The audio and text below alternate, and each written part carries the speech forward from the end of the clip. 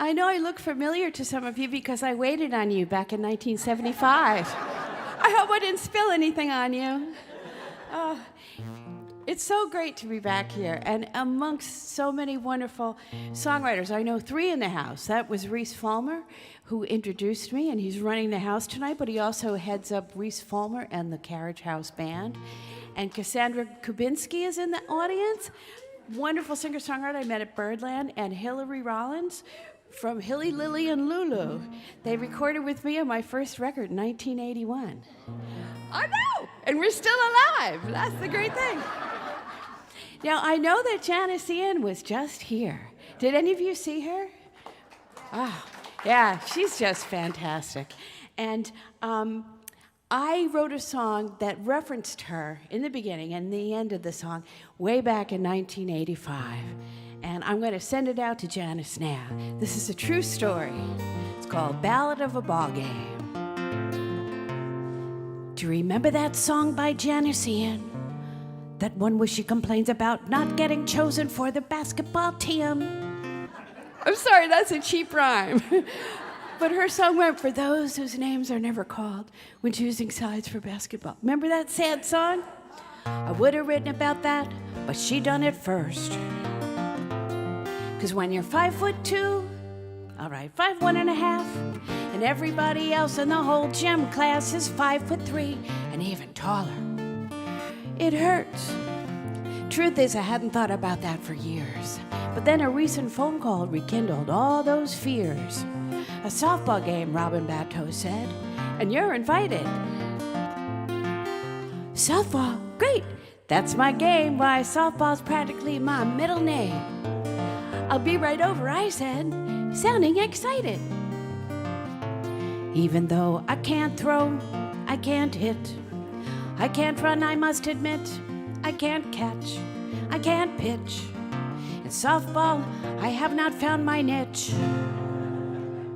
But I don't let details get in my way. Team sports, ooh, that's what I loves to play. I got dressed, got my sneakers tied, made it to the park in time for choosing sides. Pick me, pick me, pick me, pick me, pick me, pick me, pick me, pick me. Pick me, pick me, pick me, pick me, pick me. No, I don't own a glove, but I can always borrow from the other team. Pick me, pick me, pick me, pick me, pick me. I won't bore you, this part goes on for a long time.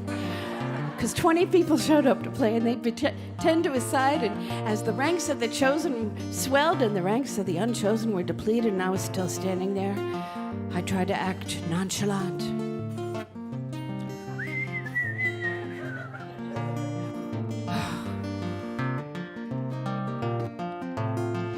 Well, deja vu, I was the last one chosen, even after the overdressed Felicity Rosen. I don't know if you know this girl, but she was wearing high heels, stockings with seams, and those Lee stick-on nails, and they picked her before. Well, anyway, they put me in the field so far out to the right, I was practically out of sight.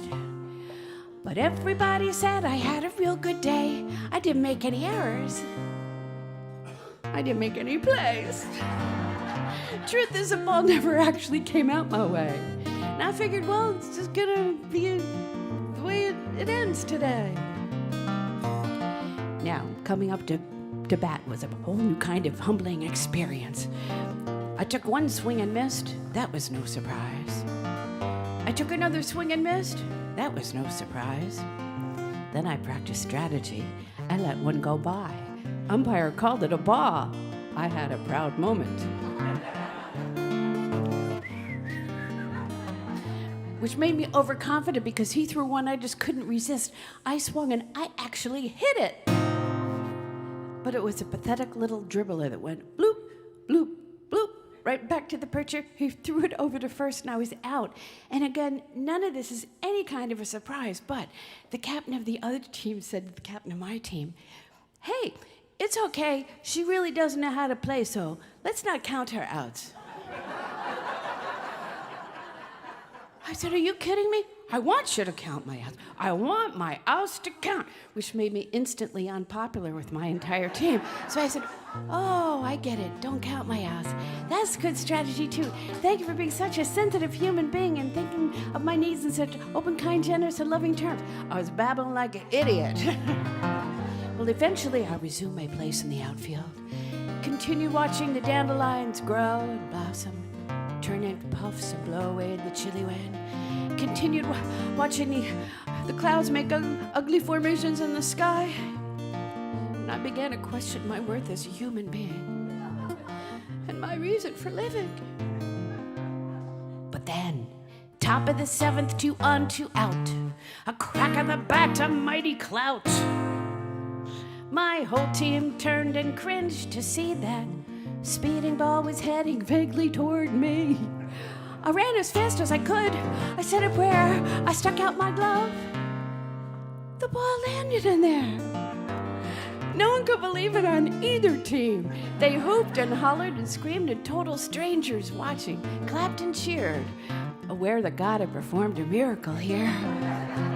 I was carried to the bench. I was handed a beer. Then the clouds broke apart. Then the sun reappeared. No, it didn't. That's where I'm exaggerating. But everything else really happened. I knew I wanted to live again. Oh, by the way, we lost that game, 17-3. But I considered it a moral victory. And Janice Ian, wherever you might be, take heart. There's hope for you, because there's hope for me.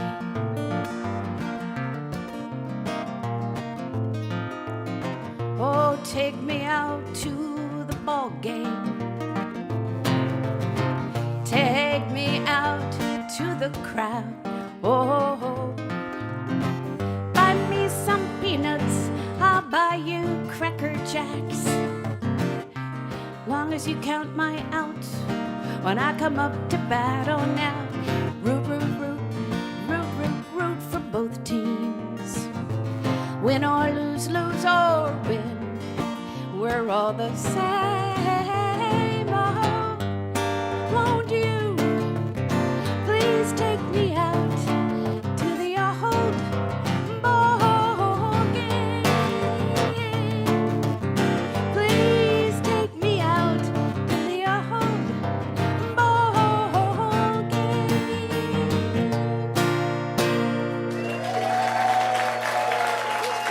Thank you. True story.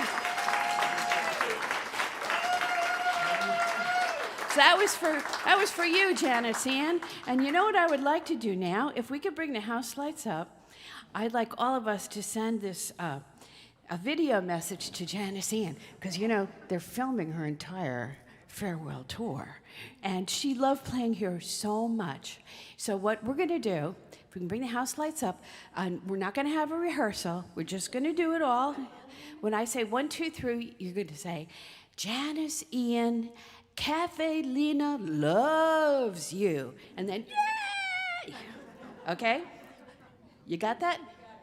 So it'll be 1, 2, 3, Janice Ian, Caffe Lena loves you.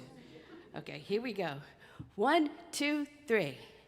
Janice Ian, Caffe Lena loves you.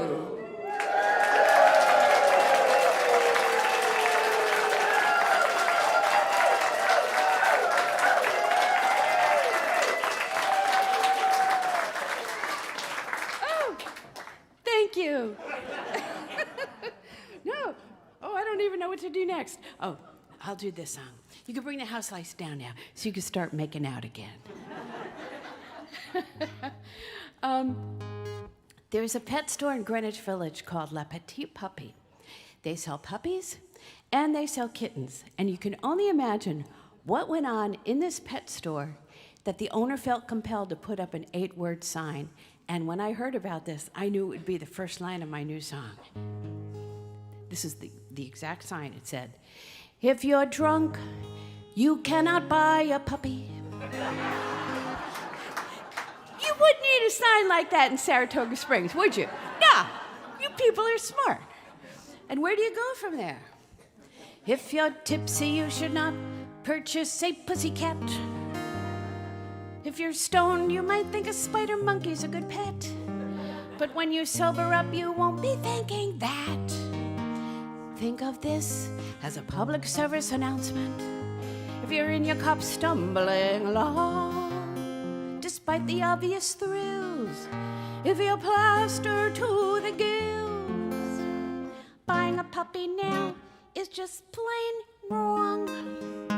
And they got me thinking, what are other things you shouldn't do while you're drinking? If you're drunk, you should not get married.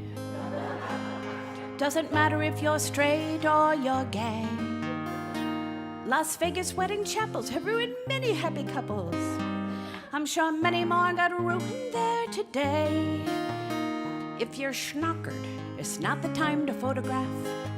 Then twitter yourself in cotton underwear. When you're plastered to the gills, it magnifies the thrills, but don't even do it on a dare. Oh, the list of things you should not do while drinking is a never, never, never ending one. But there are things you can do when you've had more than a few and you want to pursue a little fun.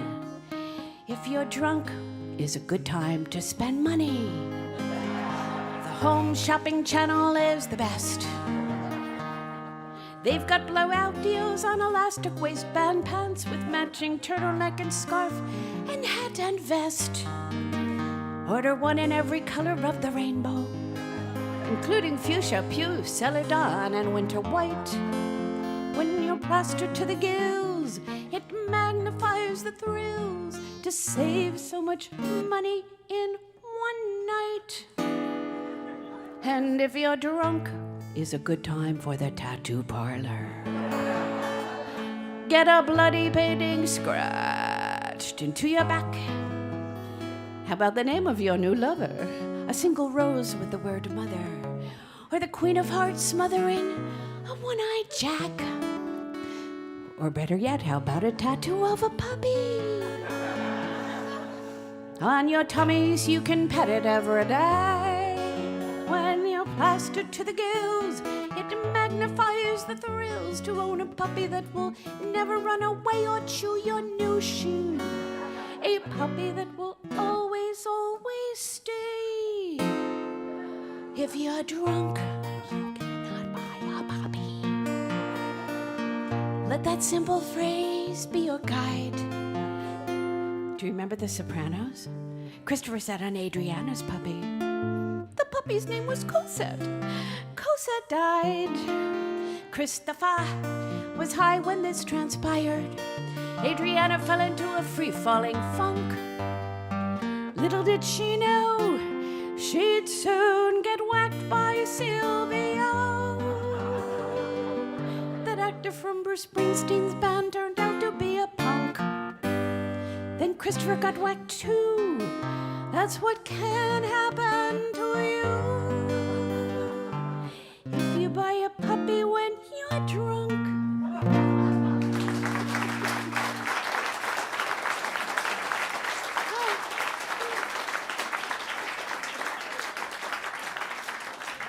Thank you. Now I got to tell you a true story about what happened with that song. About 2 years after I wrote it, I was on a plane from New York to Chicago, and packed plane. I was working the whole time on my computer, didn't speak to anybody, and just as the plane was about to land, it suddenly took off and started to circle, and that makes all the passengers